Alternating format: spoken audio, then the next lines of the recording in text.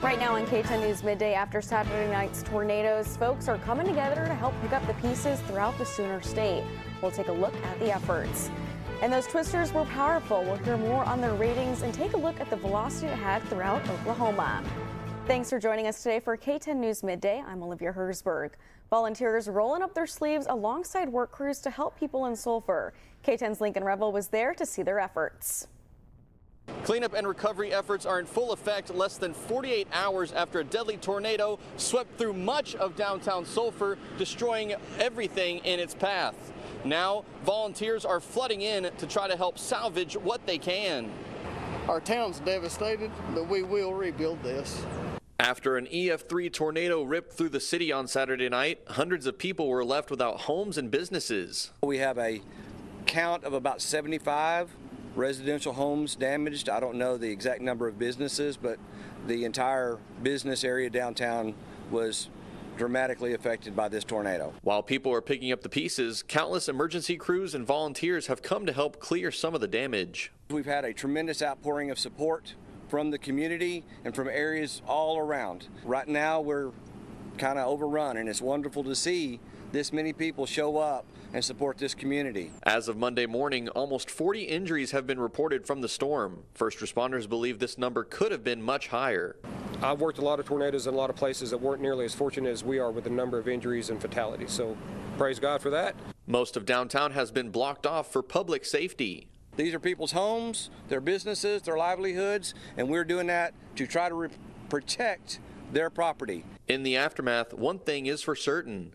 The city will bounce back after this tragedy. I've grown to somewhat love Sulphur and Murray County, and to see this, it is very devastating, but I have full confidence in this group. They're strong, they will recover.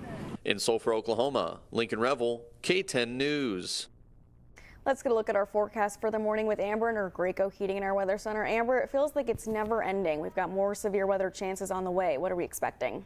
Yeah, we do. Luckily, though, it's not looking like anything major. No severe weather outbreak is expected this time around, at least for the next 6 days. The upper level support just not going to be there this time, which means storms are more than likely going to stay elevated, which means most of the risk is going to be wind and hail. This morning, we had quite a bit of fog develop. Right now, there's just still some low-lying clouds, but that is working its way out. We can see that on visibility here, or on our satellite and radar. The clouds starting to burn off here and lift towards the northeast. So visibility still improving this morning. It will clear out for pretty much everybody later this afternoon. You can see where the clouds are still hanging on near Antlers, Broken Bow, still in the upper 60s. Meanwhile, we're already at 77 in Sherman Denison, 79 in Waurika. So closing in on those 80s. We'll be there shortly enough. And with the humidity that you've probably felt if you stepped outside in the past couple of days, we more than likely could feel up to 5 degrees warmer than our actual temperatures. So if you are going to be out and about, whether it's just your normal work day, you're working outside, or you're helping with those cleanup efforts, you will want to make sure to stay hydrated. This humidity makes it harder for the body to cool off. And we do have more storm chances rather than just tonight. It's going to be ongoing through our weekend. We'll have a look at that in my full forecast. Olivia. Great, thanks, Amber. School administrators in Sulphur still don't know when they'll get the kids back into the classrooms. K10's Sabine Welsh tells us what district officials plan to do next. Boy, we've got people here, they just lost their homes. We've got teachers that are trying to deal with those type of issues at home as well. So we want to make sure we can help them cover classes as best possible. So we're looking to mobilize some of our staff to come down and help fill that. Sulphur, Oklahoma's public school district trying to pick up the pieces after school property sustained tree damage, flooded buildings, and school buses flipped over from the weekend's rain and tornadoes. Sulphur Superintendent Matt Holder believes partnering with Oklahoma State Superintendent Ryan Walters will help provide aid for the estimated 1,485 people that may have been impacted. This is tornado damage. Our high school was impacted mainly by water damage, more flooding issues. The reason we're closed in school right now, obviously the transportation side of things, but we've got mitigation services getting the schools cleaned up right now. The district is working hard to get students back to normalcy as soon as they can. with Oklahoma State Department providing resources to help anyone impacted by the storms. And we're trying to make sure that every resource from the State Department is made available to them. So that's school supplies, that's paying for hotels for families that are displaced, that is food. We're working with our child nutrition department to make sure that they've got all the food necessary to make sure the kids are getting fed during this time. Superintendent Holder does not know how much it will cost to fix the school, but says he is fortunate that buildings are standing upright for students to return when the time comes. In Sulphur, Oklahoma, Sabine Welsh, K10 News. And recovery efforts continue in Ardmore, Marietta, and Sulphur. Volunteers in Marietta have been distributing necessities like water, food, and clothing, starting at Marietta School's main campus. They're also at the Love County Fairgrounds. Bank First announced a $250,000 donation to cities impacted by storms. Hearing it is so much different than seeing it in the aftermath and knowing that that was my family in there and I couldn't do anything about it but just hunker down and wait to see the building here as you see it. I'm thankful she's alive and the rest of them are too. God was watching over everybody. Bank First has a relief fund account for the city of Sulphur. Donations can be made online or at any Bank First location. You can find the link on our website, k10.com. And Saturday's storms not only brought property damage, but large amounts of flooding in Johnston County. According to the United States Geological Survey Station, the water under the bridge on State Highway 22 was moving at a rate of 14,000 cubic feet, or more than 104,000 gallons per second. A few of our highways were overcome with rising waters. Highway 7 at Reagan with Pennington Creek, Highway 48A north of Milburn with Blue River. A lot of our little back roads around these bodies of water have been overcome with some high waters. Johnston County Emergency Management reported that Pennington Creek and Washita River also reached high flooding. And everyone knows that tornadoes can be powerful, but sometimes they still catch you by surprise. K10's Abby Heyman goes into detail about debris flung miles from the source. That's right. Debris was scattered across southern Oklahoma, thrown 25 to 60 miles from the path of the tornadoes. Now, wind-blown debris is the leading cause of injuries from tornadoes. Objects were launched 17,000 feet in the air in Marietta with winds up to 170 miles an hour. And pool noodles from the Dollar General destroyed in Sulphur, found on property 25 miles away in Fitztown, Oklahoma. Ada is 15 miles away from the nearest tornado, and they saw debris in their yards.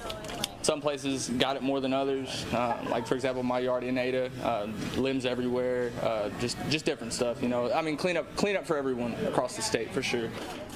With winds these strong, you always want to be vigilant and stay safe, whether it's a watch or a warning. And when it comes to taking shelter, keep as many walls between you and the outside as you can.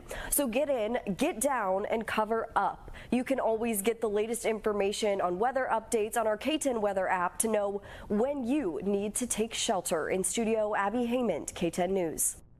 This weekend, storms causing issues for more than just the Texoma area. Storms dumped heavy rain across parts of southeast Texas Monday morning.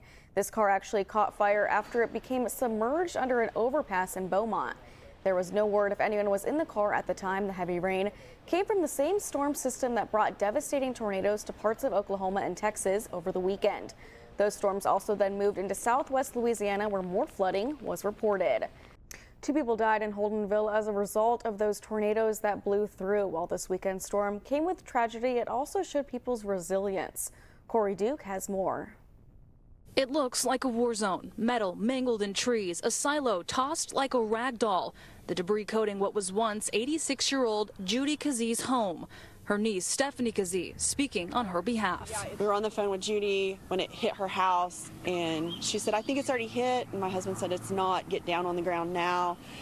And about that time, we just heard boom, like through the phone, and it went dead. It's this very storm that changed the lives of so many over the weekend. Stephanie says her aunt is one of the lucky ones. It definitely wasn't her time to go, and she definitely had God looking out after her. There's no reason she should have lived through her house, as you see the damage. Her home just repaired from storm damage nearly 7 months ago. And now, 2 weeks after moving back in, another devastating storm. But it's such a sickening feeling to see that go down, and you're just so helpless. Although a childhood home built in 1919 is lost, those who made memories here are safe. And it's such a surreal thing to see all of these possessions that we grew up with, the momentum just shattered and on the floor. As folks like Judy and her niece count their blessings, others are hoping to be the blessing, helping those who are now facing the unimaginable. Up the road near Holdenville's Main Street is Boomerang Diner, welcoming all to drop off donations for the Skeen family.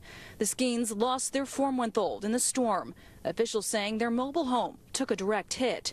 Donations for the family include anything from monetary donations to men's, women's, and children's clothes. Security State Bank in town is collecting donations too, as well as the Healthy Hive in Shawnee.